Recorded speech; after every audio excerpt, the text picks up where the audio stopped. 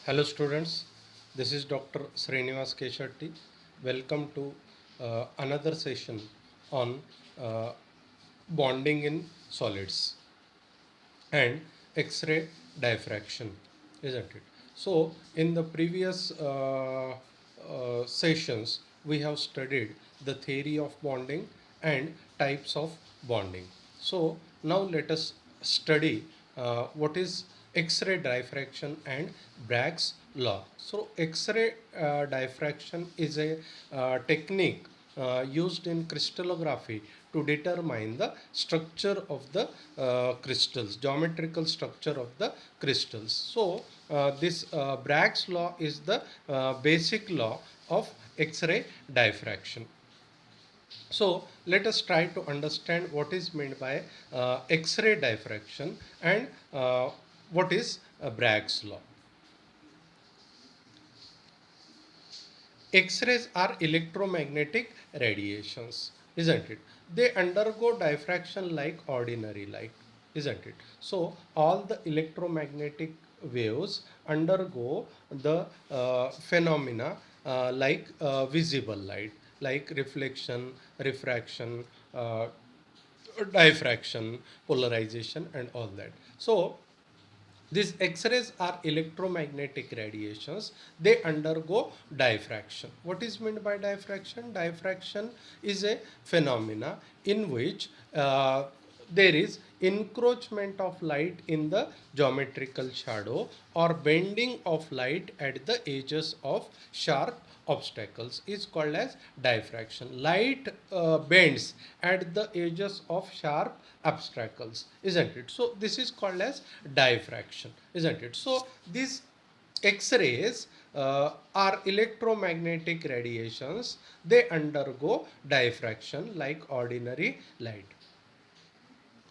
They cannot undergo diffraction from ordinary gratings because of very short wavelength, isn't it? So in order to understand the diffraction of electromagnetic waves, the object causing diffraction should be of the order of the wavelength of the light, isn't it? So the ordinary gratings, the distance between the two lines is very large as compared to the wavelength of X-rays, isn't it? That is why the X-rays cannot undergo diffraction or exhibit diffraction phenomena with ordinary gratings.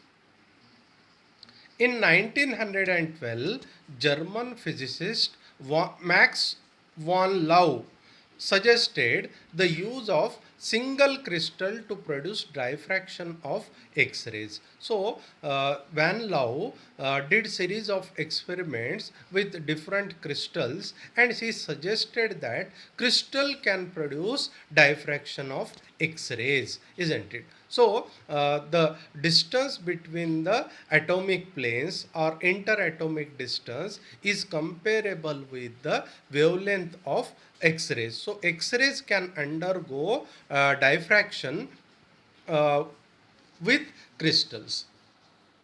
So, crystals can produce diffraction of X-rays.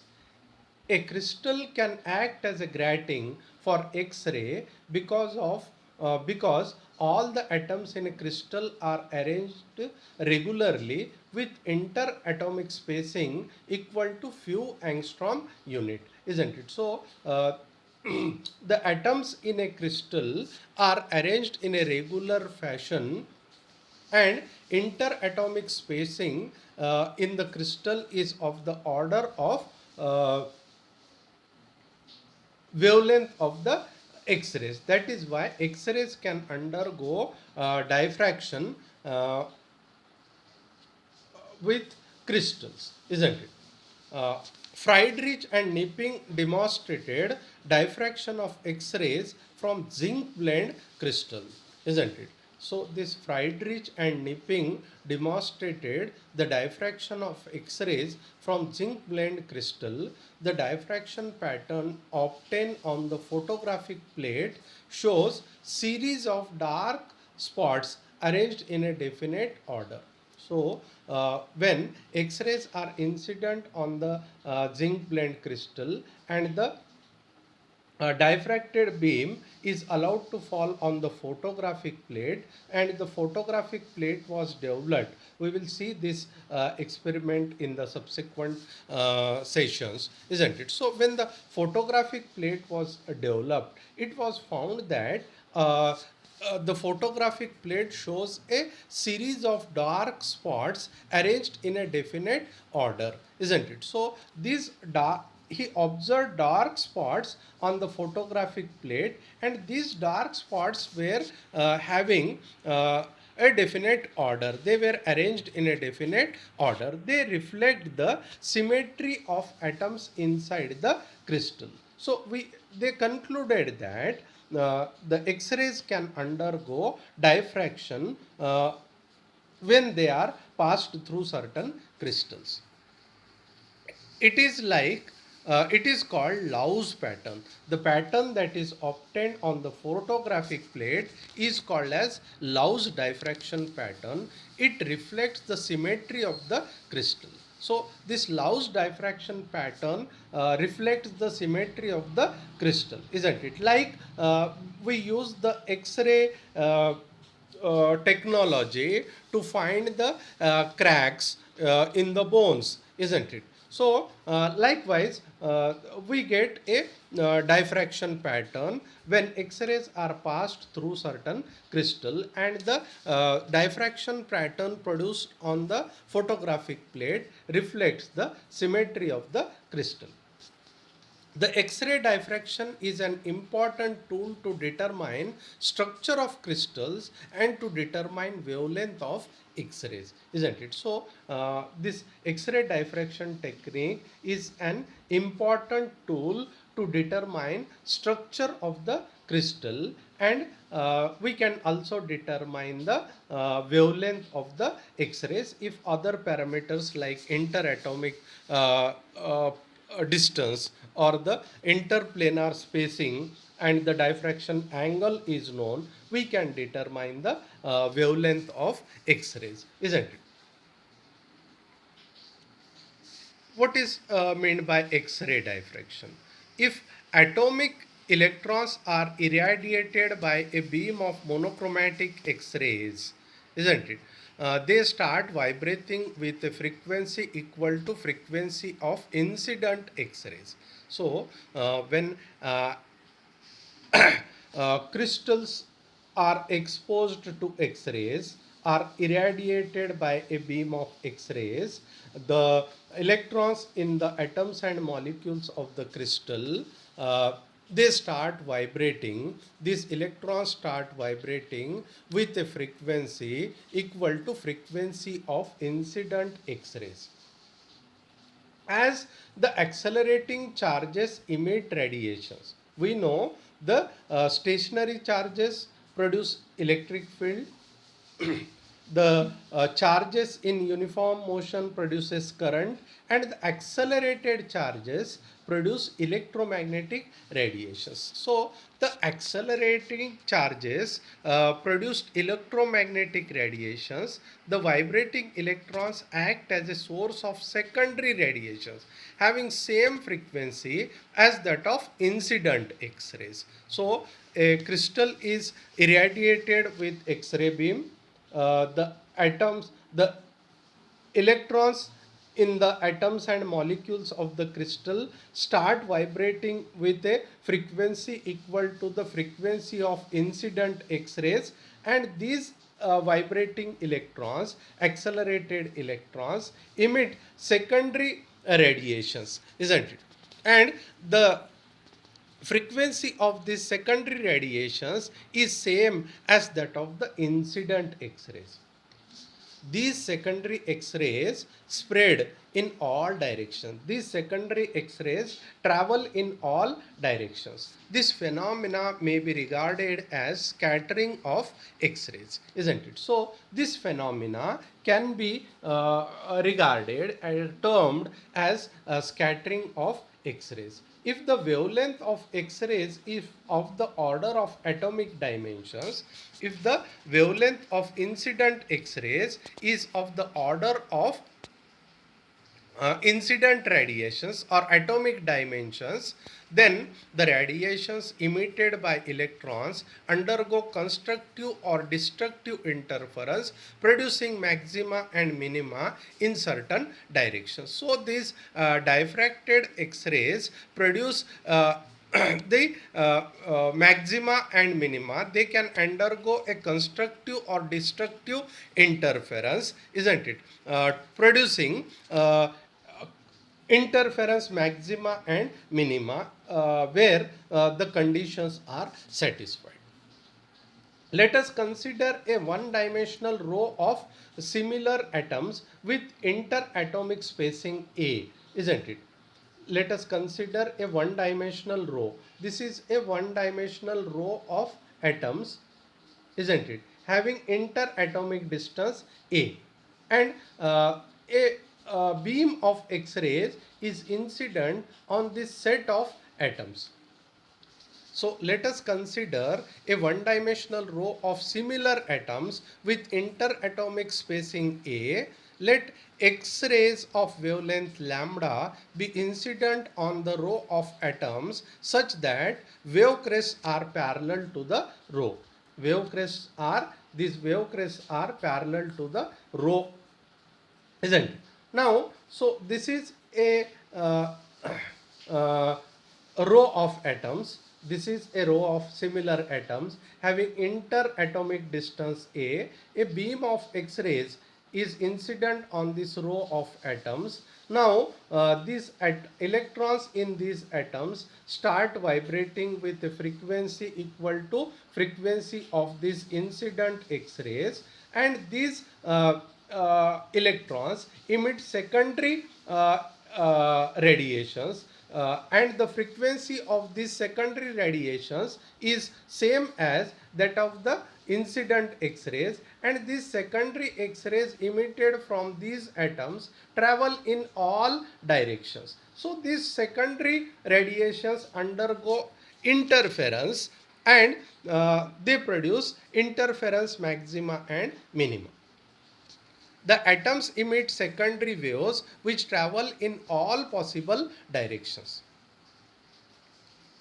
The reinforcement of secondary wavelets take place not only in the direction perpendicular to the row of atoms but also in other directions. The reinforcements take place not only in a direction perpendicular to the row of atoms. This is the perpendicular direction, but in other directions also. These directions correspond to different orders of X-ray diffraction.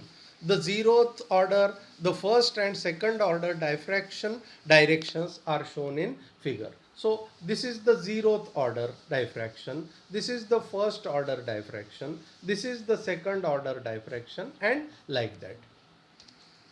It may be noted that reinforcement takes place in some particular direction only, whereas in other directions the waves interfere destructively and intensity is maximum. So in certain directions diffraction maxima are produced, and in certain direction the waves may interfere with each other destructively. So destructive interference, which is interference minima, are produced. The, they, these reinforcement produce Laus pattern. So this reinforcement, diffraction maxima and minima, produce a Laus diffraction pattern on the photographic plate. In actual crystals, the problem is more complicated because of three-dimensional arrangement of atoms. So for understanding, we have considered a one-dimensional row of atoms. So, but in actual crystals, in three-dimensional arrangement of atoms and molecules, the situation is more complicated. Now, let us study what is meant by Bragg's law. In 1912, W. H. Bragg and W. L. Bragg proposed a model which generates condition for diffraction. They proposed they derived a condition for diffraction, isn't it?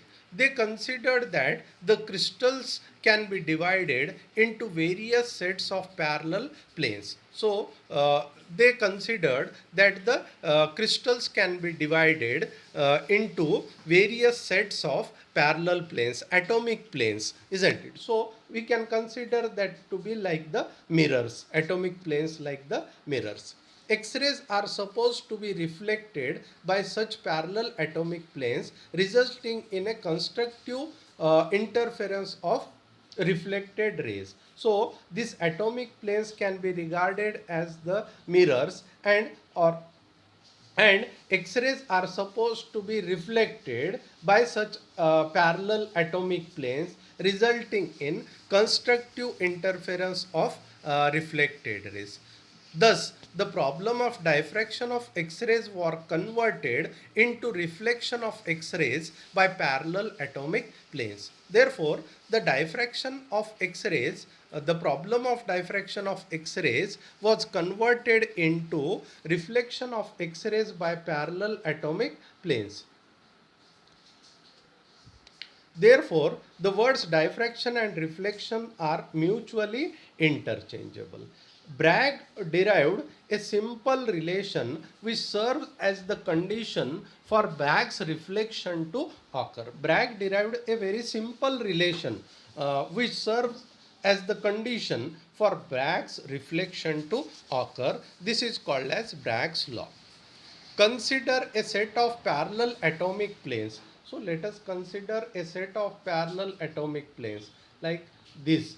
These are the three parallel atomic planes with interplanar spacing d. So the distance between the two planes is small d, which is called as interplanar spacing, and Miller indices H, K and L. So these are the Miller indices. And this is one other concept that is not to our syllabus. So these are certain parameters, isn't it? Let a parallel beam of X-rays of wavelength lambda be incident on these parallel planes at a glancing angle theta, such that the rays lie in a plane of paper. So these X-rays, a beam of X-rays is incident on these parallel planes.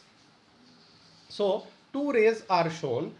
A ray number 1, which is incident on the upper plane, and it is reflected from the upper plane like this. A second ray is incident on the second plane, and it is reflected in in this direction. So here the glancing angle is theta, isn't it? So the angle made by this incident ray with the atomic plane is called as the glancing angle. So this is the glancing angle theta.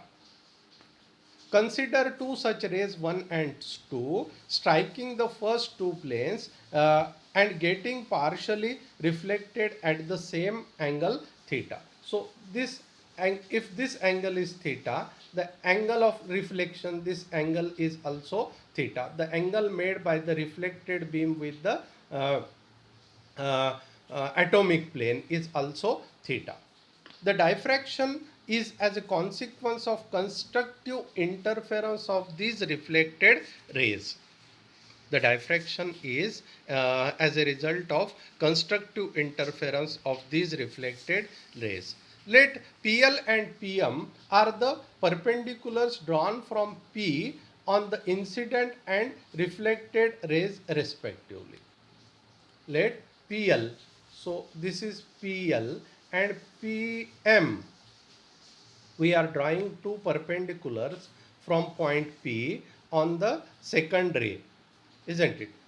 This is the incident part of the second ray. This is the reflected part of the second ray, and these are the perpendiculars PL and PM, isn't it? So PL and PM are the perpendiculars drawn from point P on incident and reflected rays respectively. The path difference between 1 and 2 is LQ and QM. So the path difference between ray 1 and ray 2 is LQ plus QM, isn't it? The path difference between ray 1 and ray 2 is LQ plus QM. So this ray 2 travels an additional distance LQ plus QM. So there is a path difference of LQ plus QM. So from point P and M, these rays are traveling the same distance, and by reaching the point P and by reaching the point L, these rays 1 and 2 are traveling the same distance. So the path difference between these two rays 1 and 2 is LQ plus QM. LQ plus QM. Since LQ is equal to QM is equal to sine theta, d sine theta, here LQ upon PQ, LQ upon PQ is equal to sine theta, but PQ is equal to D. PQ is equal to D. So LQ upon D is equal to sine theta. So LQ is equal to D sine theta. Similarly, QM is also equal to D sine theta. So LQ plus QM is equal to 2D sine theta. LQ plus QM is equal to 2D sine theta, or LQ is equal to QM is equal to D sine theta, and if you add LQ plus QM, you get the path difference which is equal to 2D sine theta. For constructive interference of ray 1 and 2, the path difference must be integral multiple of wavelength lambda. So this is the condition for constructive interference that we have studied in the fourth semester, isn't it? So for constructive interference to occur, the path difference must be integral multiple of wavelength. So 2D sine theta must be equal to m lambda, where n takes the integer values. This equation is called as Bragg's law. So this is an important relation. 2D sine theta is equal to n lambda is called as Bragg's law. The diffraction takes place for those values of d, theta, n and lambda which satisfy Bragg's condition, isn't it? So diffraction takes place for those values of d, theta, n, lambda which satisfy Bragg's condition. N represents here, this n you treat it as a small n. N represents order of reflection. This n represent order of reflection, which can be 0th order, first order, second order and so on. For n is equal to 0, we get 0th order reflection, which occurs for theta is equal to 0, that is in the direction of incident beam. So theta is equal to 0 means it is in the direction of incident beam. This 0th order diffraction pattern cannot be observed.